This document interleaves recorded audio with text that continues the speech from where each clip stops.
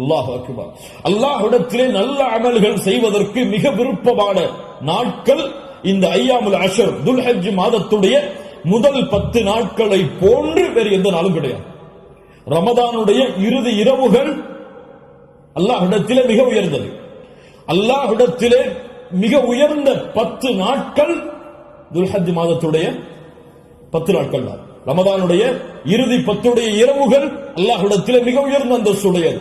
அதை விட ரமதானுடைய மாதத்திற்கு பிறகு துல்ஹஜ் மாதத்துடைய முதல் 10 நாட்கள் அல்லாஹ்விடத்திலே மிக உயர்ந்தது.